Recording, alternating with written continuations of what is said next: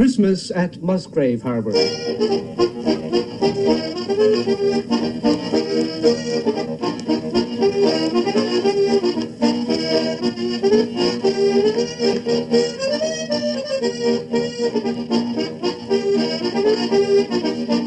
Musgrave Harbour is a town of some 200 families situated on the straight shore.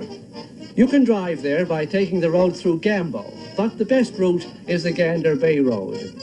20 miles past Carmenville, you take a sharp turn out of Ragged Harbour, and there before you is Musgrave Harbour and Doting Cove, now one and the same. On the right are the houses and gardens. On the left, dozens of unused fishing flakes, hundreds of neatly stacked lobster pots, boats drawn up on slipways for the winter, some shops, and the rockiest harbour imaginable. Jutting out into the water between the rocks is the Federal Wharf and the community stage. Busy places in summer, but now virtually unused. Fishing, cod, lobster and salmon is the main occupation of the people, but a good bit of logging is carried out during the winter. We stopped to examine a great pile of logs in a back garden, almost enough, it seemed, to last until next Christmas. The principal of the Salvation Army Elementary School, Roland Abbott, happened by and stopped to chat with us. Des Brown asked him about the history of Musgrave Harbour. The first families were from Western Bay, the Waitaways, and they settled here, built up their homes, and fished here, and of course gradually increased from time to time. And now in 1838 there around, the people began to come to Doting Cove, as it was known. Most of the people who came from Doting Cove were the Heads, the Molans, and the Hickses, Coffs, and so on, as you can see probably if you looked in the telephone directory and see some of the names there, listed them. And then here again to Musgrave Harbour, of course, the Russells and Bradleys, Guys, and Whiteaways. Of course, the Whiteaways were the original people in this town. They settled all around there. The first school was built in 1851, pardon me, just about this spot right here.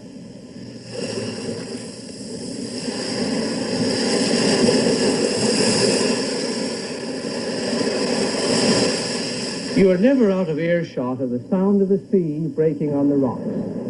The amazing thing is that the people could carry on a fishery here at all. Captain Ken Goodyear has been around for over 75 Christmases. He was a shipbuilder and mariner in his day. Was there much schooner building around here in Musgrave Harbour? Oh, there have been, yes. A lot of schooners built, yes, sir. They up till 7 or 8. I bossed 2 or 3 of them, 3 or 4 of them. Last one, no doubt you've heard her name mentioned time and again, Shirley Goodyear. But she was burnt last year in the White Bay. Man down there had her, and she caught fire and sank in the White Bay. It's quite a rugged coast you got here. Oh, what a rough. Yes, wonderful rough. Wonderful rough place. The 18th of September, well, 1907. Was 16 come ashore up there in the harbour, the one smack. That was the big gale we had. Yeah. We built a new one that year and went to Labrador and come home and moored her on our collar and stick and she come ashore. Well, it's too rough to keep schooners. Can't do it. Can hardly keep a small motorboat here now. The ruggedness of the coast makes cod fishing difficult, but the very roughness and shallowness of the water makes Musgrave Harbour an ideal area for lobster. When I was a boy, you could go up there in a big boat and have a load before breakfast with a hook. Lobsters. Yes. First year, my father and they packed lobsters. And the first year they packed, there was 4 of them. They packed 520 cases. $8 a case. Judge Jim Barnes and John, you know, he was the boy. Got all that. We was packing for a long while after that. Last year we was packing, it was me and my father and my brother. We packed 40 cases, $40 a case. Give it up. And packed anything.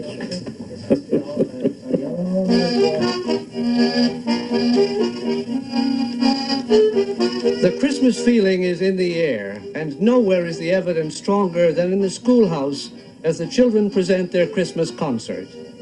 The youngsters and their parents took their seats in the hall, and when the seats were filled, they stood 3 and 4 deep along the walls to watch the show. After a word of welcome from the Corps commander, Major Boone, the program got underway. Christmas time is coming, and we're good girls and boys. We race to find our Christmas tree and bring it safely in, for Christmas time is coming. Hooray, hooray, December days are here. Hooray, hooray, the best of all the year. Santa fails to find us, people share the Friday tip, for Christmas time is coming.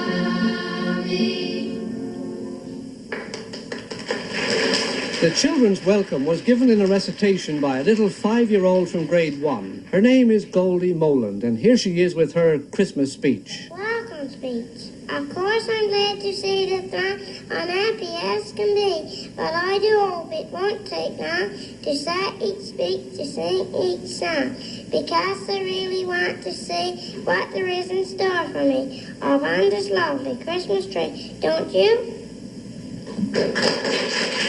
Faye Moland and Ann Cuff told all about their big wish. Big wish. None of us is very big, but we have come to say is a big wish for each one for a happy holiday. None of us is very big, but we are going to do our very best to entertain in a big way for you. Merry Christmas to you. Merry Christmas to you. It's our big wish, dear people. Merry Christmas to you. Next, a very tiny youngster from grade 1, Dale Cuff, came on stage with Christmas greetings. A Merry Christmas. May you all have lots of toys and candy. Old Santa Claus on you will call and treat you fine and dandy. I love dear Santa Claus, and oh, I hope that he won't miss me. Don't like his old long whiskers though, and hope that he won't kiss me. 6 young ladies from grades 5 and 6 explained what makes Christmas merry. What makes Christmas merry? Would you like to know? Here are folks who'll tell you, standing in a row. I make Christmas holly with every leaf and berry. I make folks feel jolly. I make Christmas merry. We are tall red candles. See us softly glow. Place us in the windows. We'll shine across the snow. I'm a piece of tinsel. See me gleam and shine.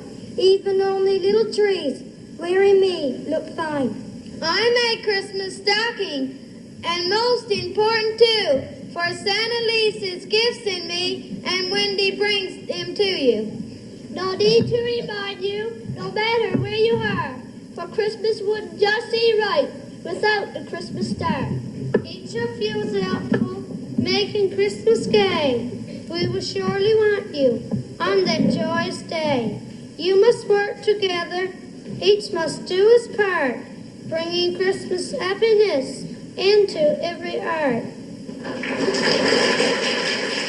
Every Christmas concert must have a recitation about a doll. 5-year-old Sandra Butt speaks to hers. Little dolly, don't you cry, Santa's coming by and by. He will leave a gift for you, if you're good, and for me too.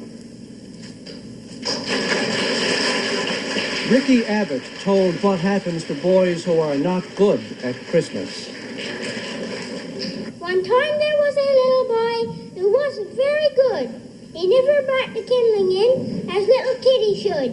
He never went on errands. He never cleaned his feet, but tracked in mud and dirt upon his mother's floor so neat. And when it was the time of year for Santa Claus to come and bring him lots of candy and a pretty painted drum, well, Santa just went scooting by and didn't stop at all. Then gracious sakes, you ought to wear that little feller ball. And then the closing song. The big moment came when Santa Claus arrived.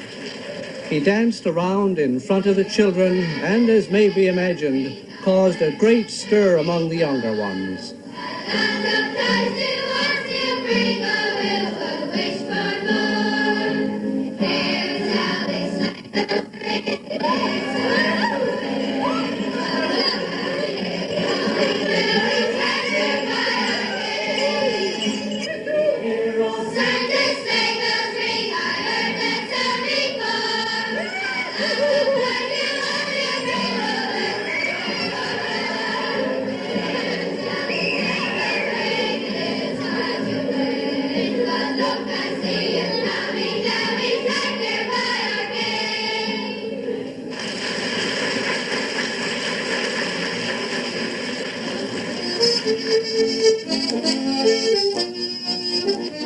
Throughout the community, all the shops are decorated with brightly colored garlands and streamers and strings of lights.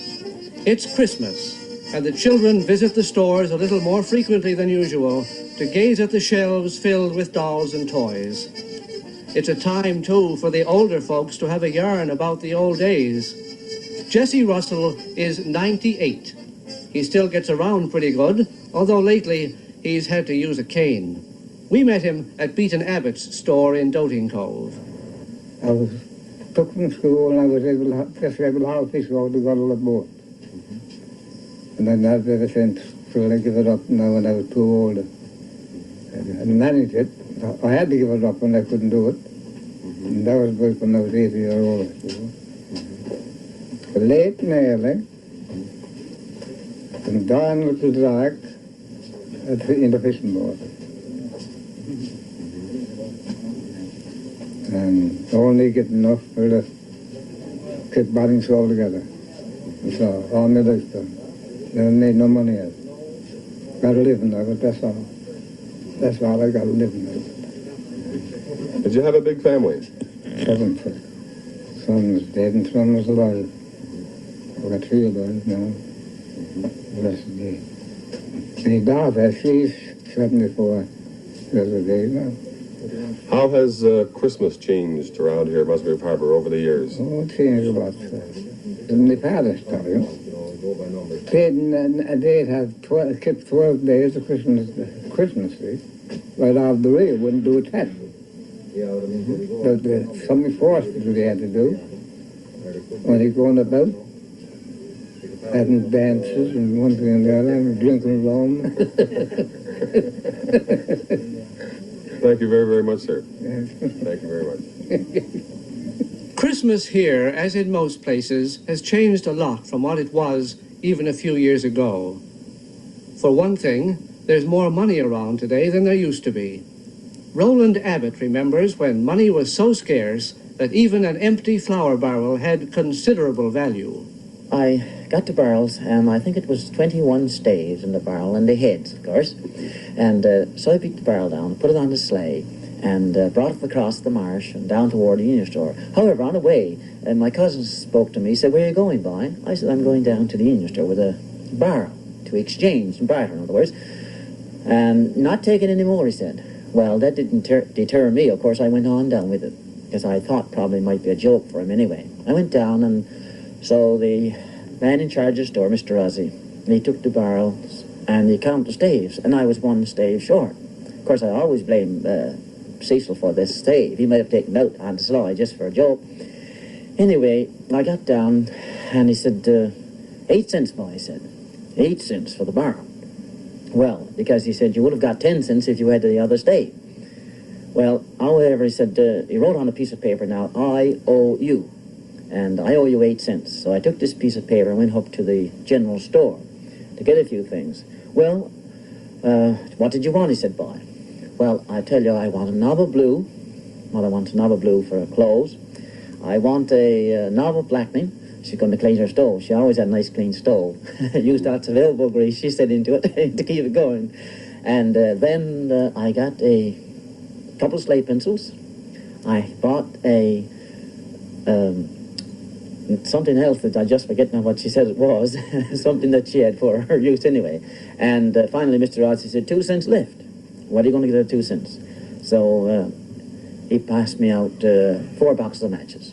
And that concluded our bartering business on the barrel. All for 8 cents? All for 8 cents, yes. Oh, how would you like to be that night of staying with me? Oh, what I'd give for a moment or two. One thing that hasn't changed at Christmas is the house party. The music is different, but the enjoyment is still the same as ever. We were invited to a Christmas party at Fred and Ruth Goodyear's. Fred plays the accordion. Make your dreams come true. Make your dreams come true. It's interesting to find that in many places the jigs and reels and lancers are giving way to the more modern so-called popular tunes. And the waltz seemed to be a great favorite for dancing and singing in Musgrave Harbour. I'll wait for you. We both made a promise that we never part, and seal it with a kiss forever, my sweetheart. Bygones be bygones forever. We'll fall in love once again. We'll tell the world of our new love divine. Forever and ever you'll be mine. The carpet deadens much of the sound of stamping feet and the swirl of the dancers. But hands, knees, and bumps a daisy was nonetheless boisterous despite that rug on the floor.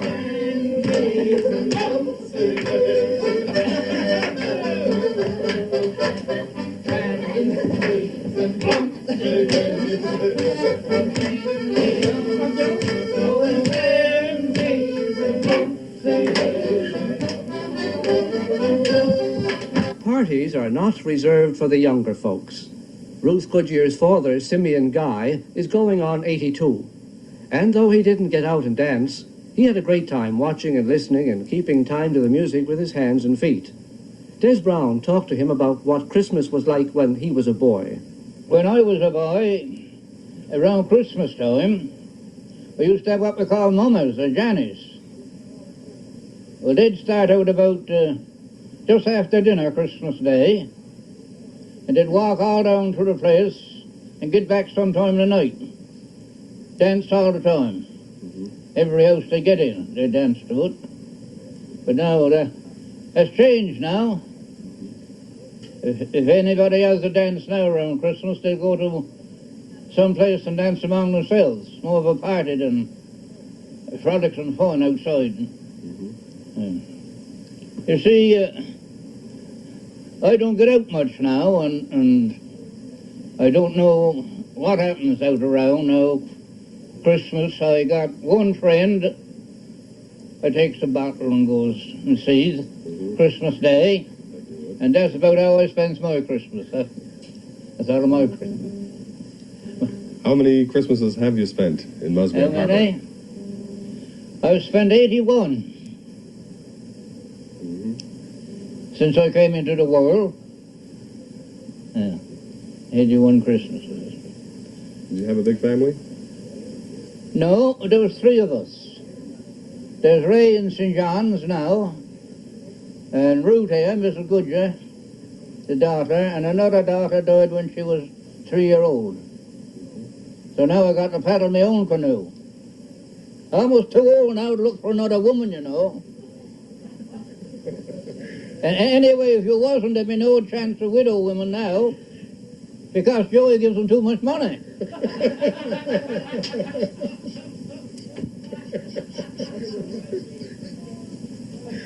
Oh, I don't think you're too old. Eh? I don't think you're too old. Oh, yes, 82 was too old. That carpet did eventually come up, and those that could stepped it out, and those that couldn't provided the encouragement.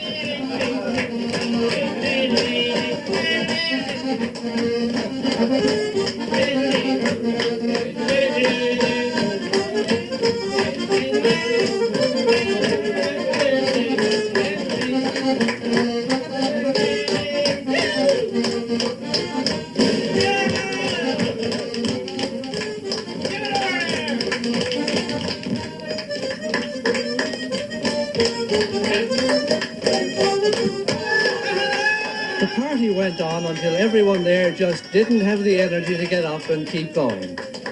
We said our goodbyes and walked back to Mrs. Molan's boarding house through the crisp winter air. The next morning we could hear the insistent buzzing of chainsaws as people cut their winter supply of wood. There's quite a bit of logging carried out in this area, and during the forest fire of 1961, Musgrave Harbour was right in the middle of it. Why the town didn't burn is due to the hard work of people like Cecil Molan. The fire was brought out here in Haggis. It was inside of the high road, and to prevent the fire from coming out, the people of the place built boxes to put aboard the trucks. The boxes hold about 750 gallons, and there was 5 boxes. And every one of them trucks had a pump engine up on top of this box. So they go in and spray the fire, you know, by the side of the road. Trucks go up and down the road and spray the fire. So we had to pump engineer on the wharf, down in the community stage. So me and Mr. Way was taking 6-hour shifts. We worked for a full month with no pay. So they took boats, small boats, and carried in and put by the side of the high road and filled them full of water. And there was men and boys with buckets, you know, spraying by the side of the road to prevent the fire from coming out. Barrels, oil casks, and so they stopped the fire from coming out okay. None of the houses here were burned. No, there were one sawmill burned here, down here by the side of the road, in the community. And that was all. That's all. The older people thoroughly enjoy the Christmas season, but their excitement can't match that of the children. With school behind them and Christmas Day fast approaching, they fill their days with all kinds of activities. On the frozen ponds and backwaters, you'll find them skating or playing hockey. You'd think it was a meeting of all the teams of the National Hockey League, with every child wearing a complete uniform. We had the feeling that Musgrave Harbour was a happy, prosperous, growing community this Christmas, and asked Beaton Abbott, a prominent businessman, what he felt about the future. For the new year, I would say, if the fisheries department would make some major development, they would improve the fishery, and that was the only answer to it. The I road, I think, has improved it somewhat. That if we should get it paved within the next 2 or 3 years, we bring up the earning power of the people. The fisheries is the main industry, and to date we have most of our people fishing, both lobster, salmon, and codfish. So after they finish with the cod fishery, they usually go in the woods cutting pulpwood. So if they can't make a good summer, in other words, they finish up with the pulpwood.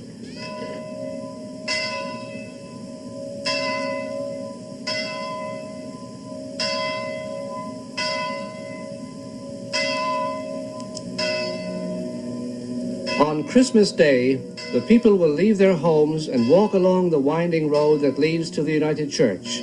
summoned by the pleasant sounds of the steeple bell echoing over the snow-clad houses. They will sing the familiar Christmas hymns and listen as the minister, Reverend Lawrence Watkins, reads the timeless story of the coming of the Christ child. You will find the lesson chosen for the Christmas season in the Gospel of St. Luke, chapter 2, beginning to read at the first verse. And it came to pass in those days that there went out a decree from Caesar Augustus that all the world should be taxed. And all went to be taxed, every one into his own city. And Joseph also went up from Galilee, out of the city of Nazareth into Judea, unto the city of David, which is called Bethlehem, to be taxed with Mary his espoused wife, being great with child. And so it was that while they were there, the days were accomplished that she should be delivered. And she brought forth her firstborn son, and wrapped him in swaddling clothes, and laid him in a manger, because there was no room for them in the inn. And there were in the same country shepherds, abiding in the field, keeping watch over their flock by night. And lo, the angel of the Lord came upon them, and the glory of the Lord shone around about them, and they were sore afraid.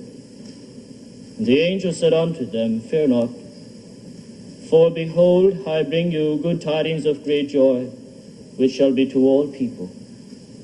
For unto you is born this day in the city of David a Savior, which is Christ the Lord. And this shall be a sign unto you. You shall find the babe wrapped in swaddling clothes, lying in a manger. And suddenly there was with the angel a multitude of the heavenly hosts, praising God and saying, Glory to God in the highest, and on earth peace, goodwill towards men.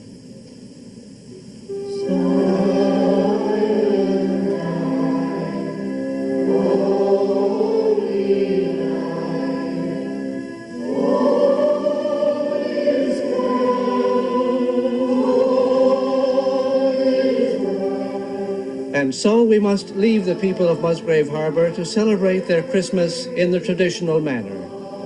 We thank them for allowing us to visit with them at this special season of the year, and say to them all, thank you, and a very Merry Christmas.